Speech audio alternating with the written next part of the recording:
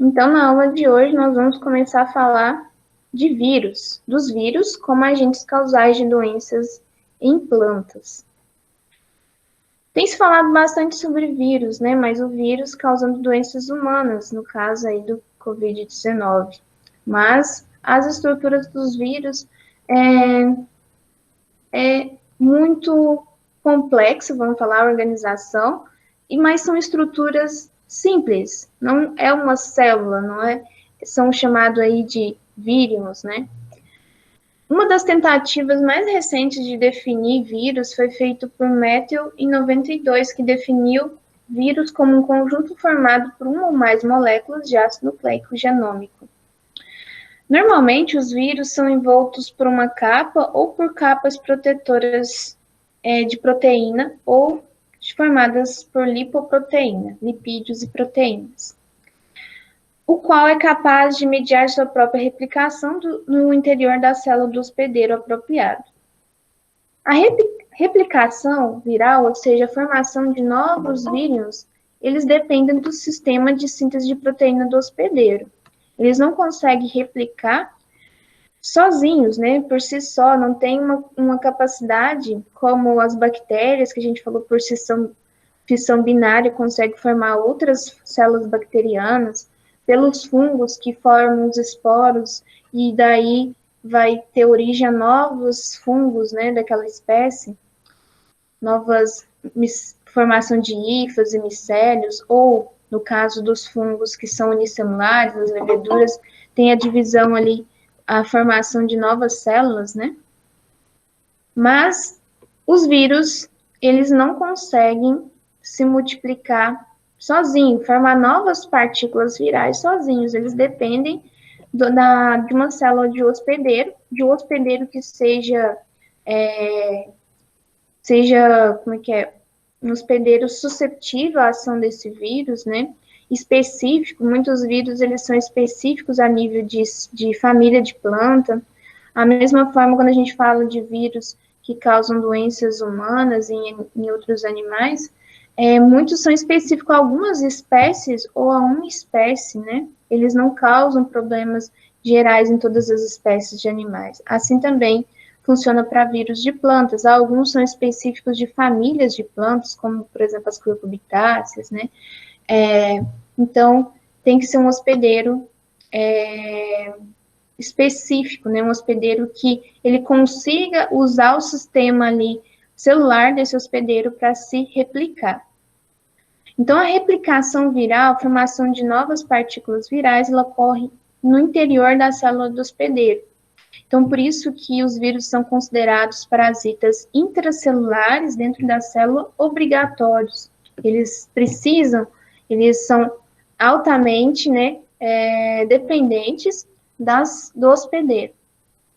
Por que eles são parasitas intracelulares? Porque eles utilizam a estrutura celular do hospedeiro, do material genético, das organelas, para sua replicação e formação de milhares, né, de outras partículas virais. Os vírus, então, são parasitas intracelulares obrigatórios. A presença de eles têm a presença de um só tipo de ácido nucleico, RNA ou DNA, em cadeia simples ou dupla. Eles têm capacidade de se multiplicar, de replicar sem a presença de uma célula, aqui a gente está falando de vírus de plantas, né, de uma célula de uma planta hospedeira. As estruturas da célula hospedeira são importantíssimas para essas partículas virais se multiplicar. Elas não conseguem se replicar somente com o seu próprio material genético. Os componentes estruturais básicos, né? Tem algumas diferenças de alguns vírus para outros, mas os componentes estruturais básicos. O genoma, que é as informações genéticas do vírus, né? Que pode ser formado por DNA ou RNA. O capsídeo, que é o capsídeo é uma capa proteica que envolve o genoma viral, como vocês estão vendo nessa ilustração aí no canto inferior direito, mostrando aí uma ilustração bem basiquinha de uma estrutura viral, né? Então, é formado pelo genoma, material genético, aí vem um capsídeo, que é uma capa proteica que envolve o genoma viral, formado por proteína, né? Tem o núcleo capsídeo, que é um conjunto formado pelo genoma mais o capsídeo. Então, aqui, o núcleo capsídeo é essa parte interior, que é o genoma mais o capsídeo. O envelope lipídico, que é uma membrana que ele pode ser formado aí de... esse envelope, ele é uma membrana que envolve o núcleo capsídeo. Em alguns tipos de vírus, né, tem essa presença. E tem alguns vírus que têm as proteínas que vão auxiliar a ligar esses vírus ao hospedeiro, a estrutura do hospedeiro. O ácido nucleico é a proporção infectiva da partícula viral. Tem vírus que têm apenas, eles têm DNA, outros têm RNA. Todos os 4 tipos de genoma, DNA, RNA, tem sido encontrado em vírus de plantas, né? Os vírus que possuem o RNA atuam diretamente dentro da planta no RNA mensageiro. O número de genes presentes nos vírus tem uma grande variação, dependendo do tipo de vírus, de 1 a 12 genes, no caso aí de vírus de plantas. Então, nós temos vírus com RNA e vírus com DNA. Vou mostrar um vídeo para vocês. Ele na verdade, uma animação, né? Que mostra como ocorre a replicação do vírus dentro da planta. Deixa eu ver aqui se ele vai rodar aqui. É uma ilustração mostrando aqui, na verdade, não é nem planta, né? É dentro de um animal mesmo, tá vendo aí as veias, né? Pela corrente sanguínea vem a estrutura viral e aí tem as células, né? Vai mostrar como que ocorre a replicação viral dentro da célula do hospedeiro. Mas ocorre da mesma forma para vírus de plantas. Eles ancoram na célula,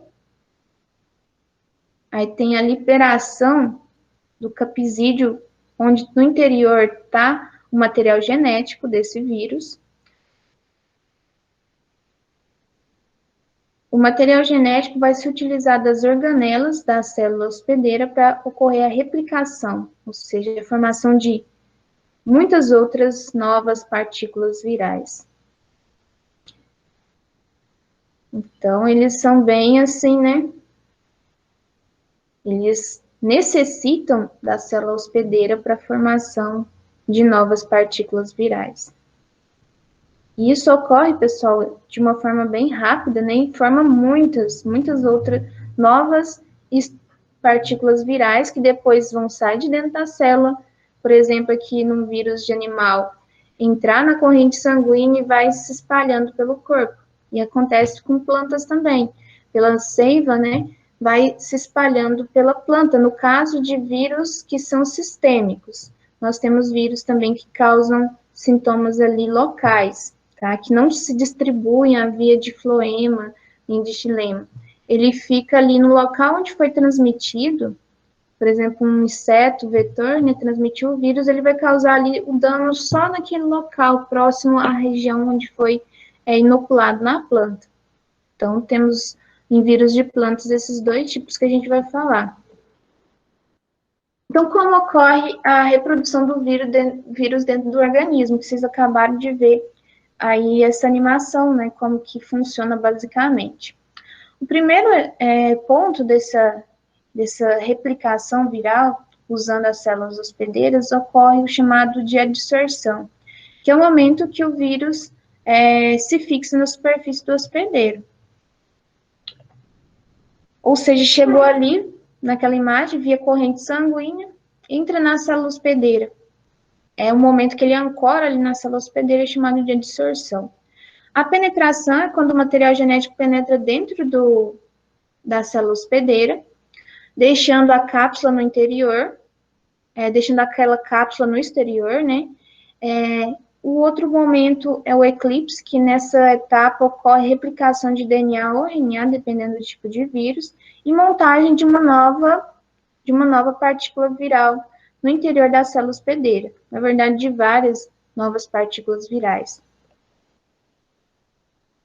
É no processo de montagem da cápsula, os vírus produzem proteínas através de enzimas, ribossomos e aminoácidos da célula parasitada. Então, eles usam toda a estrutura celular do hospedeiro para montar uma nova partícula viral.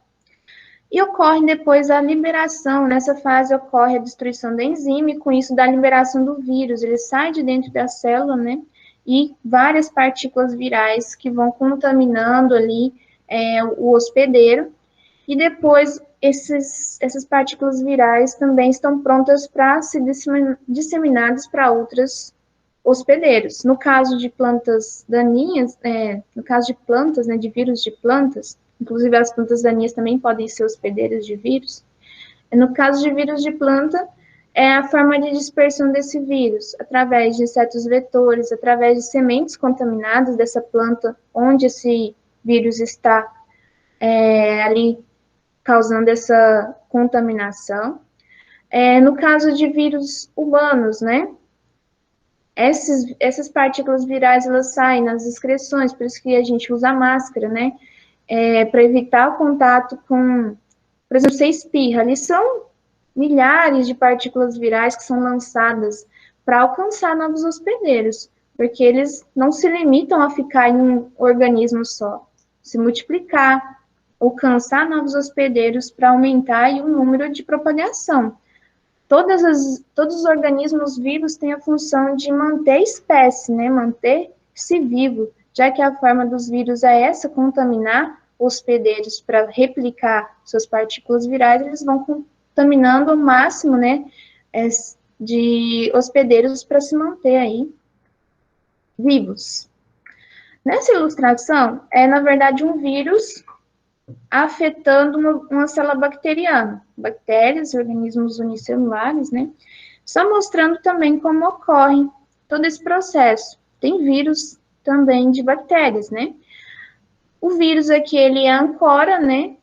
Ocorre a primeira etapa na célula bacteriana, libera o material, o ácido nucleico, o material genético dentro da célula da bactéria, nesse caso aqui. Toda a estrutura celular da bactéria vai ser usada para replicação desse vírus, onde vai ser formadas novas partículas virais, e essas partículas virais depois vão arrebentar essa estrutura e ser disseminadas aí, podendo afetar novas outras células, né? Certinho, João, se ele conseguir depois, ele pode tentar, eu aceito ele aqui. Mas obrigada aí por avisar. Como que se classifica um vírus, né? Não são todos iguais, tem uma diversidade de tipos de vírus. Eles são classificados de acordo com o tipo de ácido nucleico, se é um vírus de DNA ou RNA, o número de fitas de ácido nucleico, se são vírus monocatenário, cadeia simples de DNA, bicatenário, cadeia de DNA que sofre giros aí. O peso também do ácido nucleico em relação à partícula é um fator que pode ser usado na classificação de vírus, né? O peso molecular, o tamanho da partícula viral, o formato da partícula viral, se é alongada, se é isométrica. A presença ou ausência de envelope com características físicas, químicas, biológicas e antigênicas da partícula. Então, a questão do envelope ali, do vírus. A quantidade de hospedeiros também é uma forma de classificar os vírus, a forma de transmissão. Então, todos esses pontos é uma forma de classificar vírus. A gente sabe que o ser humano gosta de classificar tudo, como se fossem caixinhas, né, para ficar mais fácil de estudar. Por isso que a gente tem aí os organismos classificados, né, vamos falar em reinos, em filos, né, até a nível de espécie, porque há uma necessidade da gente entender as coisas de uma forma mais clara na nossa cabeça. Então, foi com isso que começaram lá a classificação, né, com a nomenclatura binomial das espécies, né, porque a gente tem a necessidade de ter tudo bem classificado, bem certinho, só que isso não é para sempre, não fala assim, uma espécie, por exemplo, de fungo, uma espécie de inseto, tem estudos modernos que estão mudando até espécies de insetos de ordem, porque nada é para sempre ali. Tem novos estudos que demonstram, por exemplo, que o inseto ele tem mais característica de uma ordem dos cupins. Por exemplo, a barata, ela pertencia a uma ordem, e hoje ela foi incluída dentro da ordem Isóptera, que é a ordem que também engloba os cupins. Então, está sendo sempre estudado. Nada é definitivo aqui dentro dos estudos de classificação de organismos, né? Tudo pode ocorrer mudanças de acordo com pesquisas. Hoje nós temos as ferramentas da engenharia genética, estudos moleculares que auxiliam na identificação muito mais específicas de espécies, e isso para enquadrar melhor organismos dentro de determinadas classificações. Então, nada é para sempre, nenhuma classificação. Tudo pode ser alterado à medida que tem novos estudos que comprovem alguma necessidade de alteração dessa classificação.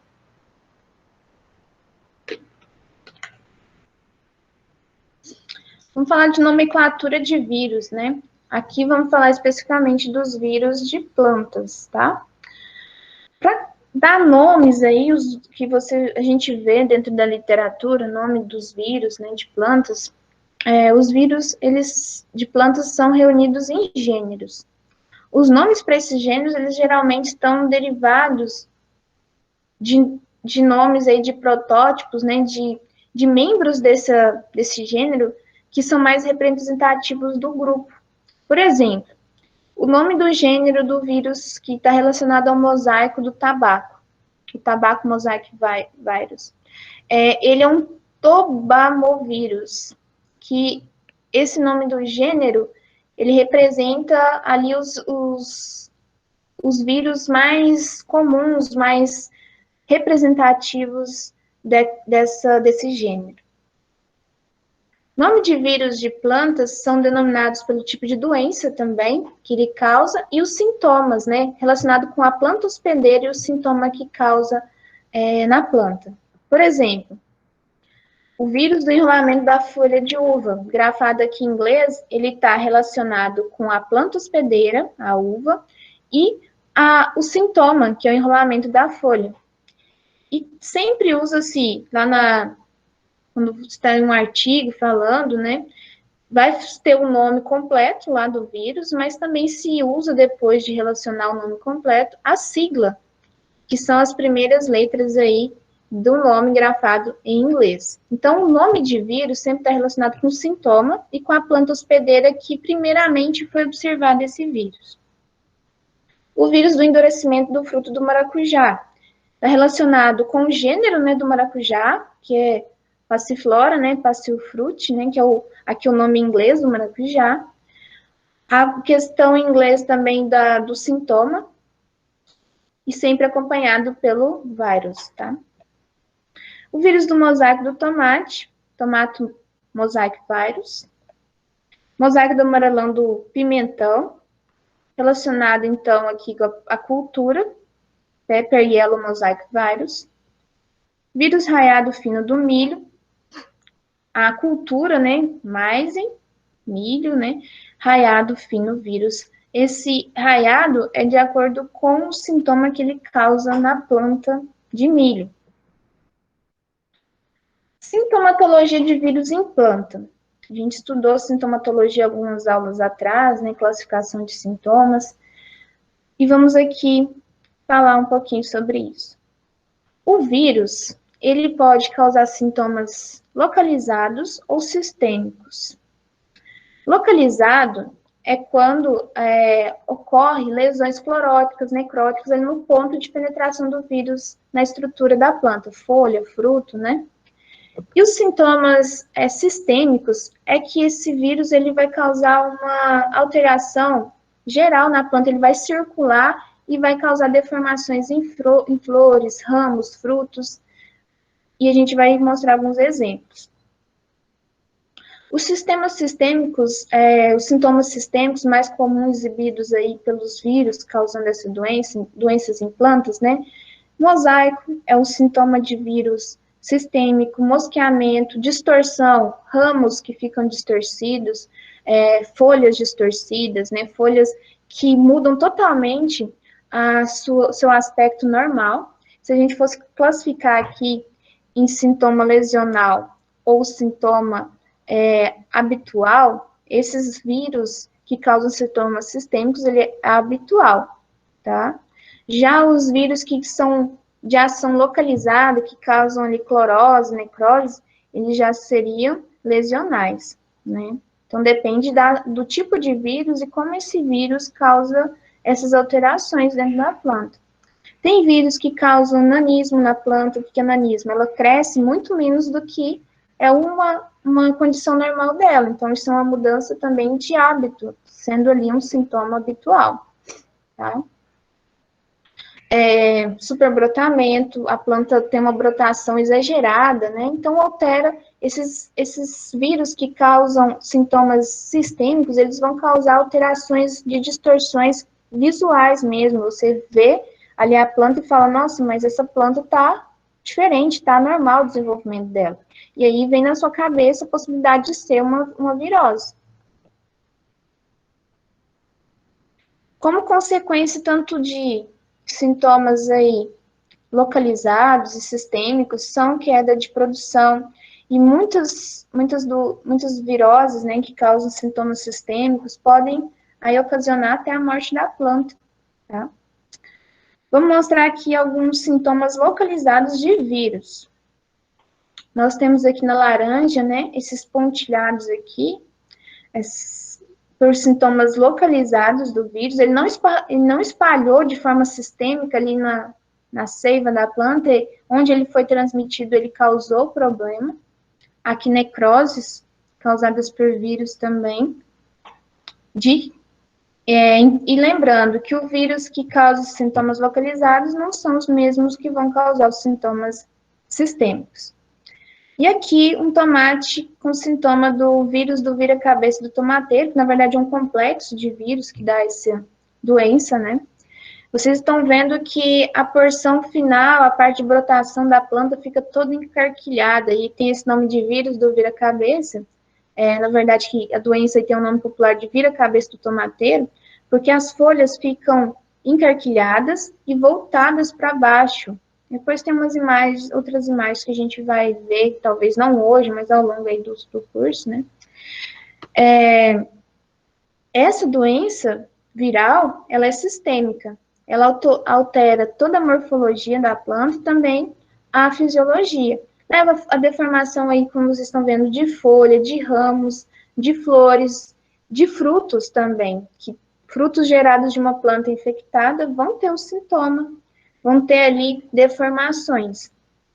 Então, esse é um tipo de virose que altera aí a planta toda, então são sintomas sistêmicos.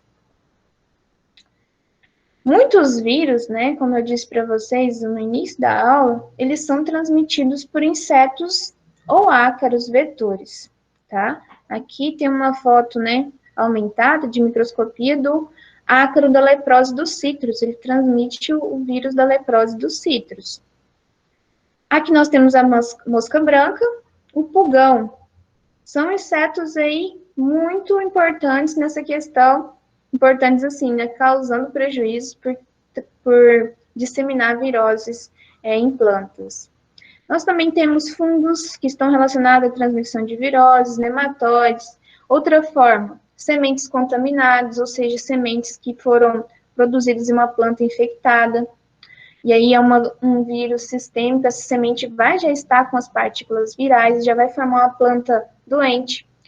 A forma de propagação por mudas, você comprar mudas contaminadas e levar e plantá-la na sua lavoura, por exemplo, de tomate. Vou iniciar um cultivo de tomate de escala comercial, comprei mudas. Já tem ali algumas mudas que estão com a presença dos vírus que causam vira-cabeça do tomateiro, que é a doença que a gente acabou de ver aqui, né? Se uma muda está com a presença desse vírus, essa virose aí do tomate, ela é transmitida por trips, essa especificamente, um insetinho minúsculo, né, que raspa ali, fica por baixo da folha, raspando, porque ele é minúsculo, então ele tem um aparelho ali mastigador pequenininho que vai raspando a superfície da folha.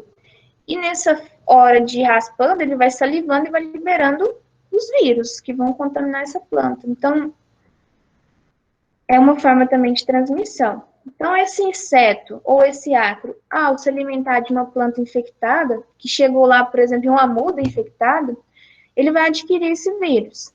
E ao se alimentar de uma planta sadia, vai transmitir esse vírus. Só que existem tipos diferentes de transmissão, que são persistentes, semi-persistente, não persistente, que eu vou falar um pouquinho para vocês daqui a pouco. Os insetos, então, transmissores, né, de vírus, são principalmente da ordem Hemiptera, que é a ordem que enquadra aí o pulgão, a mosca branca, tá? As cigarrinhas também, que são importantes transmissoras de vírus, os coleópteros, os besouros, e os tisanópteros, que são as trips, que inclusive são as trips que algumas espécies, né, associadas à transmissão dos vírus aí que dão a doença do vira-cabeça no tomateiro. Então, de acordo, vamos falar agora de tipos de transmissão de vírus por inseto. Nós temos algumas classificações de acordo com a persistência e também a multiplicação dessas partículas virais dentro do hospedeiro. A primeira classificação é a transmissão chamada de não persistente. Geralmente, também é chamada de transmissão estiletar, porque o vírus vai ficar só a nível do estilete, ali do inseto sugador, e é um tipo de transmissão de vírus bem comum dos pulgões, tá? Nós não temos diversas espécies de pulgões, né, que podem ser aí vetores de viroses. Como que ocorre, então, essa transmissão não persistente? Os insetos, eles ao sugarem a seiva de uma planta contaminada, eles vão adquirir essas partículas virais, ele está ali sugando a seiva, a planta está com uma grande carga de partículas virais que se multiplicaram usando lá as células da planta hospedeira, que a gente viu anteriormente, né, hoje. Então, tem uma grande quantidade de partículas virais circulando ali.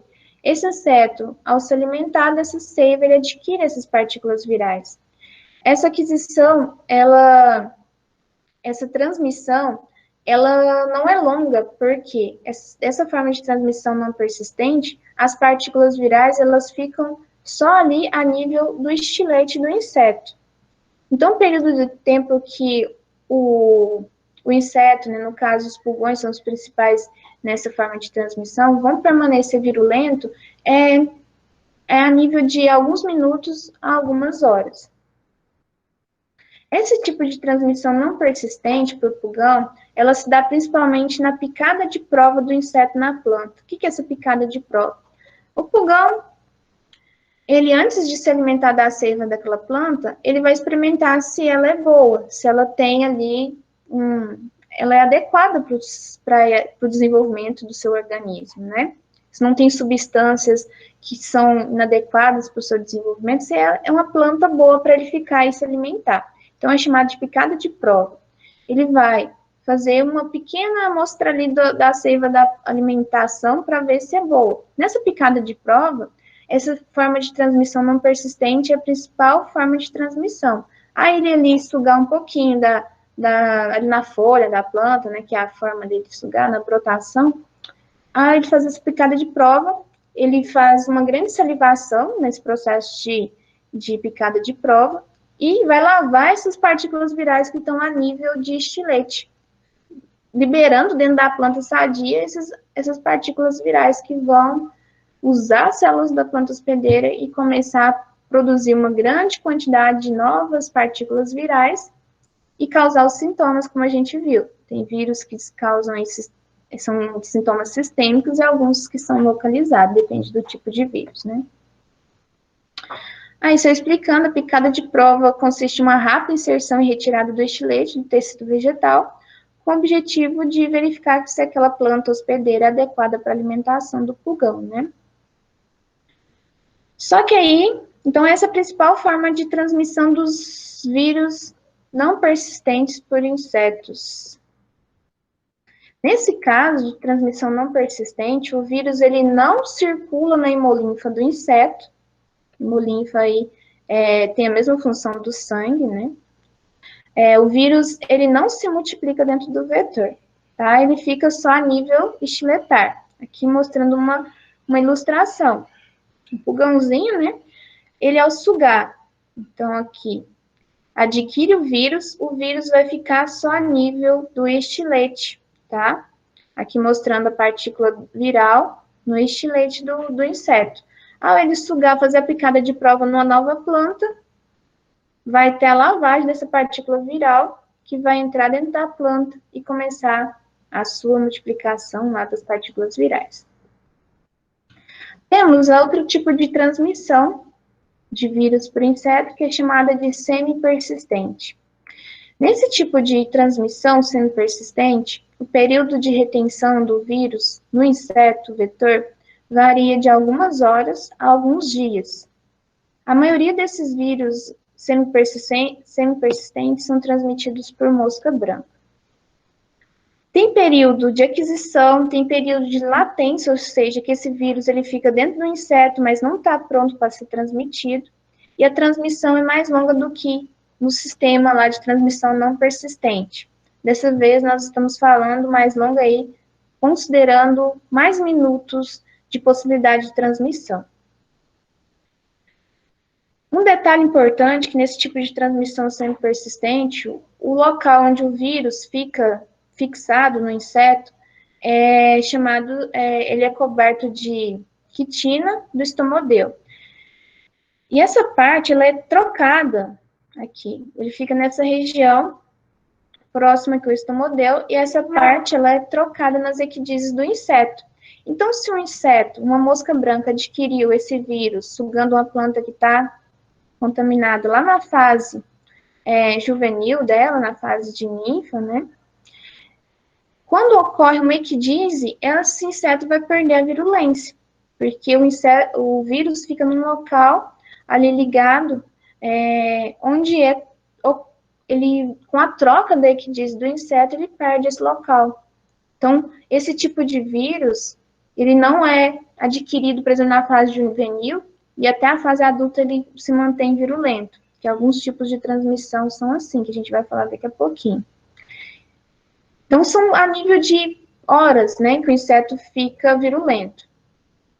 Nessa ilustração aqui, mostrando o estomodeu do inseto, que fica aqui na parte, no canal, onde ele está sugando a seiva, né?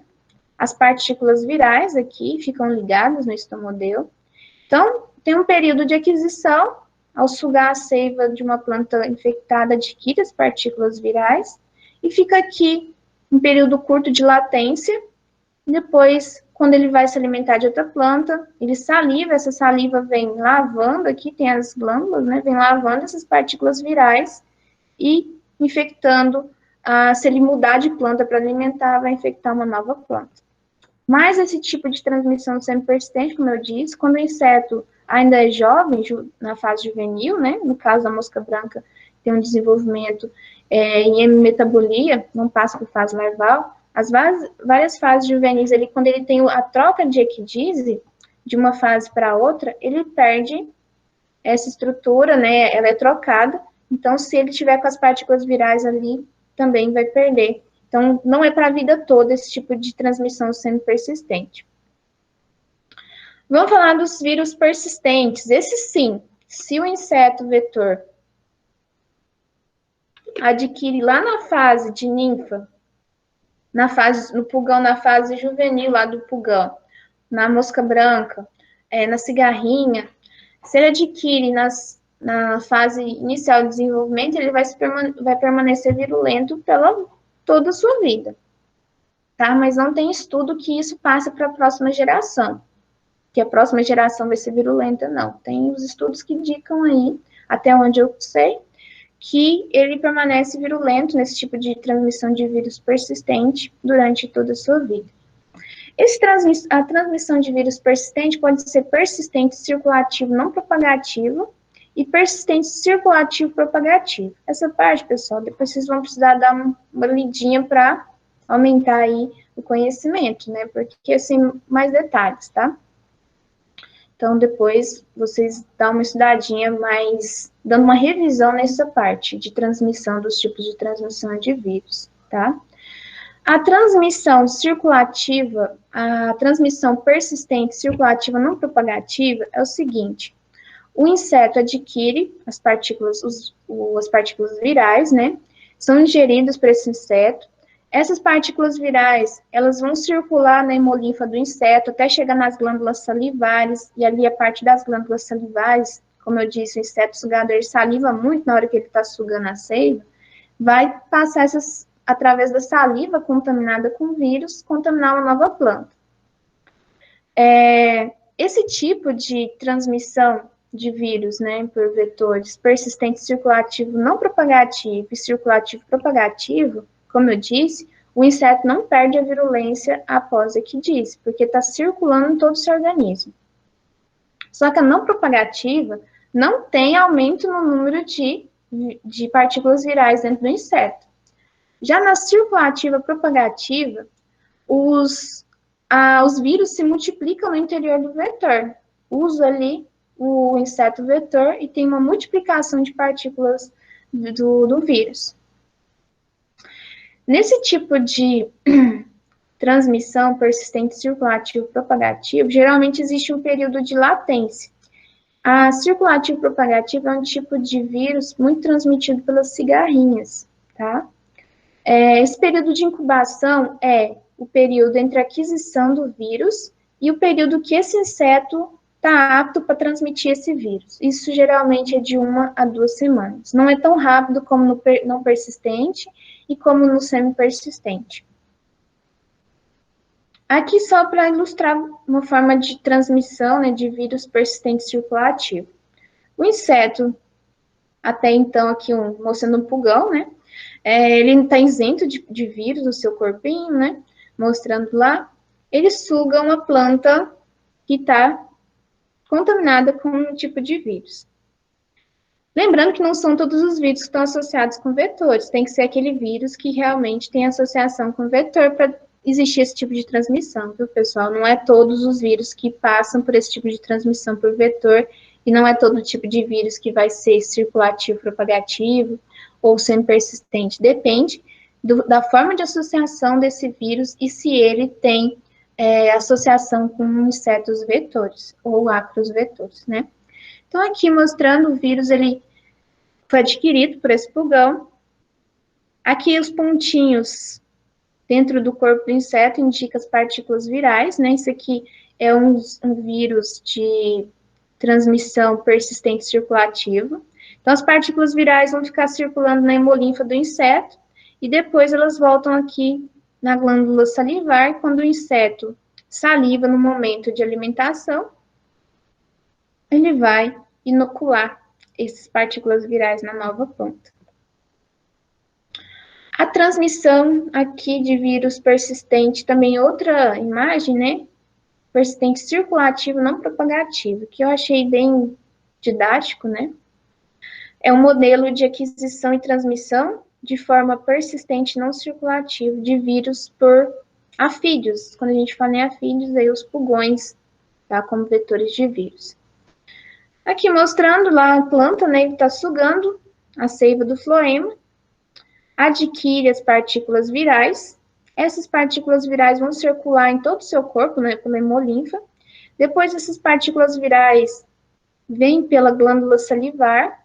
E quando ele for, né, alimentar de uma nova planta, né, ele vai inocular essas partículas virais pela salivação, que essas partículas virais vão vir pela glândula salivar, na hora que ele está salivando ali no processo de alimentação, ele está inoculando. Transmissão de vírus persistente circulativo propagativo. Esse tipo de transmissão é quando ocorre a multiplicação, ou seja, os vírus eles se duplicam, ele aumenta o número de partículas virais dentro do inseto vetor. Então, como que ocorre? Os vírus eles são ingeridos pelo inseto no processo de alimentação de uma planta que está infectada. Eles vão para a região do intestino do inseto. Os vírus atravessam a membrana e alcançam a hemolinfa desse inseto. Dentro da hemolinfa, eles multiplicam essas partículas virais dentro do vetor. Depois de alguns dias, né, porque algumas semanas, de 1 a 2 semanas, essas partículas virais estão prontas para se dispersar. Então, elas, pela glândula salivar do inseto, elas vão ser, na hora que o inseto está salivando, vão liberar essas partículas virais na planta hospedeira. Tá? Aqui, esse material aqui só mostrando qual que são as principais formas de transmissão de, por exemplo, afídeos, que são os pulgões, percevejos, trips, né? Os pulgões e os percevejos podem transmitir vírus de forma não persistente, que é aquela lá que a gente falou primeiro, que é a questão de minutos adquiriu as partículas virais, que elas ficam só a nível de estilete. Semi-persistente, que é aquela que fica, as partículas virais ficam a nível do estomodelo, tem uma longevidade um pouquinho a mais, de algumas horas a mais do que no não persistente. Só que se o inseto faz a troca de equidias, ele perde essa virulência.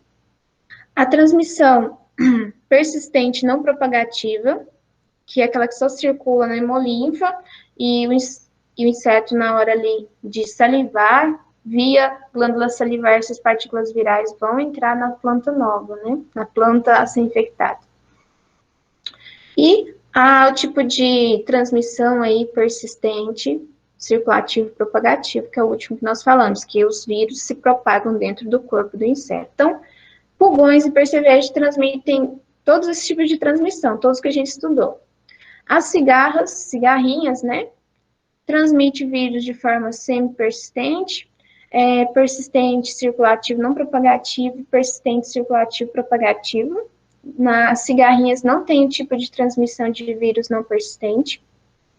A mosca branca transmite vírus da forma persistente, circulativo, não propagativo, semi-persistente e não persistente. Aí vamos falar das trips, né? Trips que transmite os vírus aí, como que eu falei para vocês, os vírus que causam vira-cabeça do tomateiro. Transmitem apenas vírus que são do tipo circulativo, persistente, circulativo, propagativo.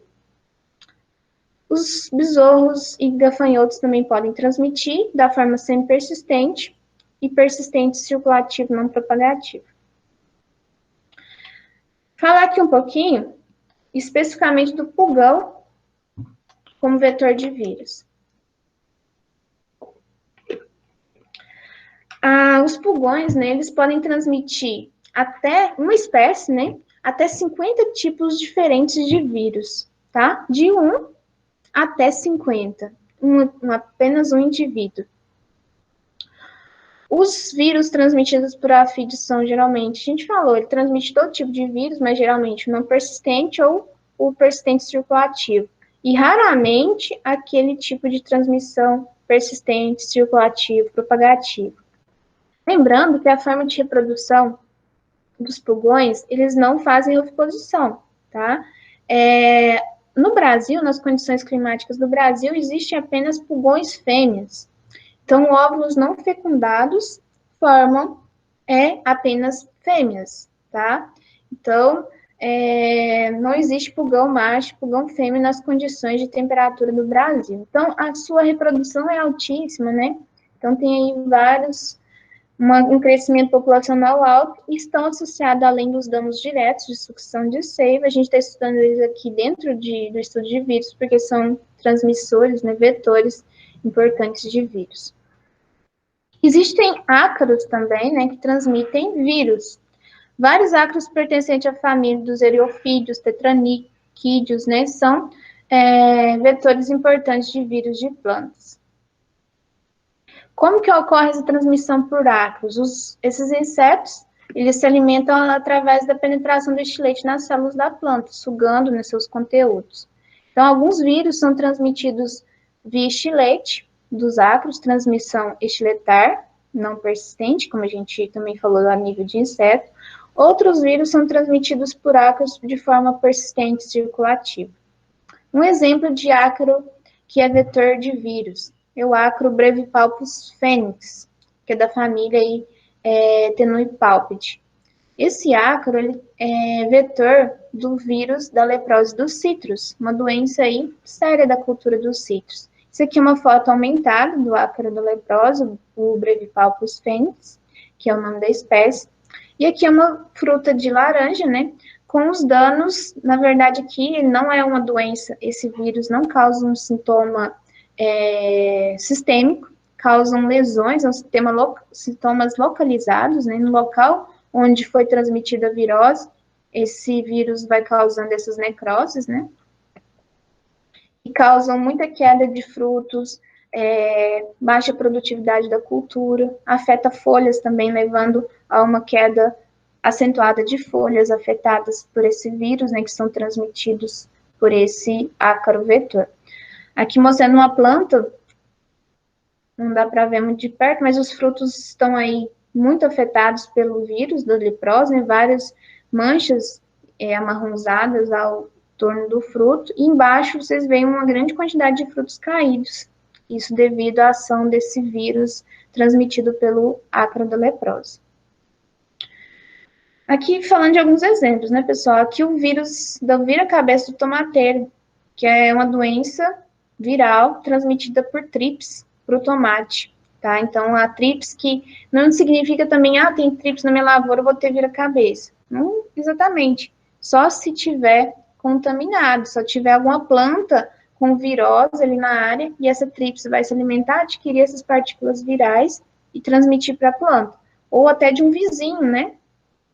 Se tem uma lavoura do vizinho ali muito próximo que tem virose, essa trips pode migrar e trazer essa virose para dentro da sua lavoura. O vira-cabeça do tomateiro é um complexo de vírus, né, que causam essa doença. São 3 espécies dentro do gênero dos topovírus. São esses 3 tipos de vírus que podem causar, ou sozinhos ou juntos, o vira-cabeça do tomateiro. O vírus da mancha anelar do amendoim, o vírus da clorose do tomate e o vírus da clorose do impatiens. E também tem um outro aí, que é o vírus da murcha do tomateiro. Os vírus que causam essa doença no tomateiro, eles são envoltos por um envelope lipoproteico, e o tamanho dessas partículas virais é de 70 a 90 nanômetros, e são vírus de RNA. Quando a gente fala de nanômetro, deixa eu mostrar para vocês, tem um slide aqui que eu falo sobre qual que é a unidade de um nanômetro, né? Vírus são minúsculos, pessoal, muito pequenininho. Tinha um slide aqui que eu coloquei essa unidade do vírus. Deixa eu achar ela aqui. Aqui, ó. Um vírus, né, que é uma partícula viral, ela tem o tamanho de 17 nanômetros de diâmetro. Um exemplo do vírus da necrose do fumo, né, tem 17 nanômetros. E podem ter vírus aí de 2.000 nanômetros, que é o caso do vírus que causa tristeza dos citros, uma doença viral. Então, só para vocês terem ideia, né, quanto que é um nanômetro, um centímetro ele tem 1 milhão de nanômetros. Então, para vocês verem como é pequenininho, né, essas partículas virais. Só para a gente dar continuidade aqui, deixa eu mostrar.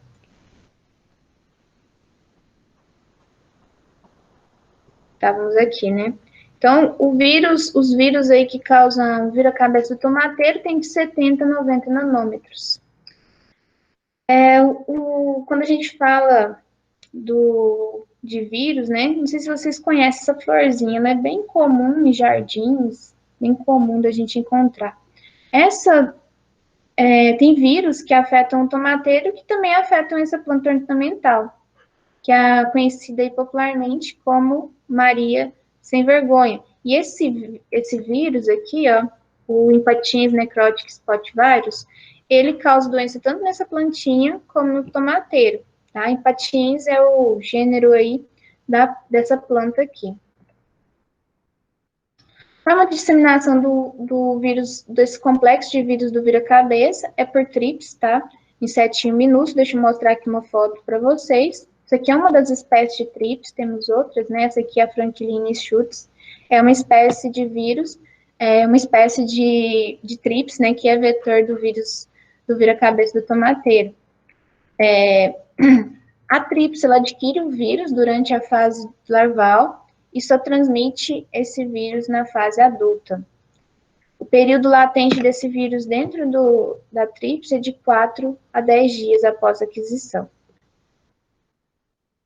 Mostrando mais detalhes de uma planta de tomate com o sintoma desses vírus que causam essa doença do vira-cabeça do tomateiro. Chamado de vira-cabeça porque a parte de brotação ela encarquilha e fica voltada para baixo, por isso tem esse nome popular de vira-cabeça do tomateiro. A planta para o crescimento fica com nanismo, né? Ela não acompanha o desenvolvimento normal. Nessa foto aqui é possível ver com mais detalhe, ó. Plantas de tomate normais, sem presença do vírus, né?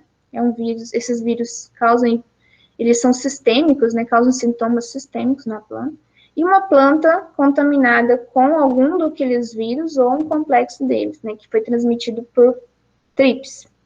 Você vê que ela está encarquilhada, ela não vai desenvolver, tá? Nessa fase que ela está de desenvolvimento, ela não vai produzir frutos.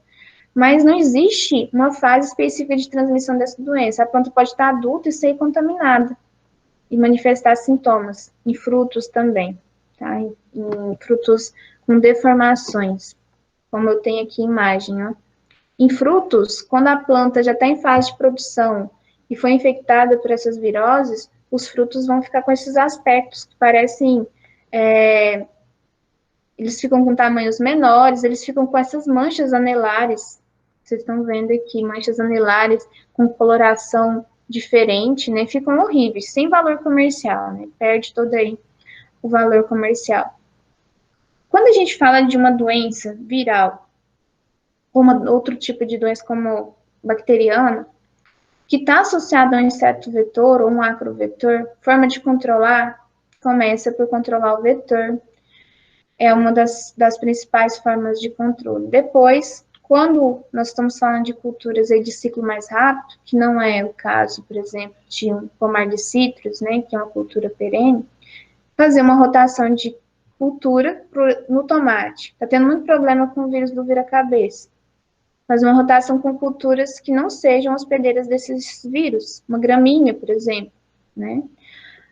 Controle do inseto vetor, eliminação dos hospedeiros alternativos. Tem muitas plantas daninhas que são alternativas, hospedeiras alternativas do inseto vetor. Então, você está fazendo um período ali de rotação de cultura, colocando uma cultura que não é hospedeira daquele vírus, mas tem uma planta daninha ali na área que é. Então, da mesma forma, vai continuar tendo problemas, né? Usar mudas sempre sadias, sementes certificadas, mudas certificadas, né, sadias, para você evitar de levar, por exemplo, uma muda doente para sua área, que já vai ser um foco de transmissão ali dentro da sua área, tá? Então, controlar os vetores é um ponto importante quando a gente fala do aspecto de doenças transmitidas por vetores. Aqui, só para a gente finalizar a nossa aula, mostrando uma planta de maracujá com folhas e com os frutos deformados causados aí pelo vírus do endurecimento do fruto do maracujá, que é transmitido por espécies de pulgões. Tem duas espécies que transmitem esses viroses, o Mysus persicae e o Apis gossypii, transmite a virose. São sintomas sistêmicos observados na planta de maracujá. As folhas ficam com esse tipo de mosaico, ficam com bolhosidades, e os frutos também ficam com bolhosidades na superfície e fica ali com a parte do mesocarpo bem endurecida. Frutos menores, né, frutos pouco desenvolvidos e sem valor comercial. O vírus da tristeza dos citros. Tristeza dos citros é uma doença preocupante, mas foi por muitos anos ainda mais grave do que é hoje. Por isso que a gente usa o porta-enxerto, né, principalmente do limão-cravo, as mudas de laranja aí comerciais, que são mais resistentes a esse tipo de doença, e foi uma saída, né, para reduzir esse problema. Esse vírus, ele é transmitido por pulgão, dessa espécie aí, Taxoptera citricida, que é chamado de pulgão preto. Ele que é o vetor dessa virose que causa tristeza dos citros. Aqui é uma imagem da planta morta, leva à morte. Aqui o pulgão sugando a seiva da brotação da laranja. E se ele estiver infectado, ele vai transmitir essa virose. Aqui mostrando um detalhe da parte do tronco da planta já morta, né? Pela ação desse vírus de forma sistêmica na planta. Frutos pequenos e sem nenhum valor comercial, né? E depois a gente vai falar um pouco mais, mas para controlar essa doença da tristeza, né? Tem que controlar também vetor. E hoje, uma forma importante do controle também é o uso de porta-enxertos resistentes a essa doença, no caso aí do limão-cravo, né? Leprosa dos citros eu já mostrei para vocês. E na próxima aula, quinta-feira, nós vamos falar dos nematóides como agentes aí causais de doenças, tá? Então, finalizamos aqui a parte teórica e vou deixar aberto para perguntas, dúvidas, curiosidades que vocês tiverem.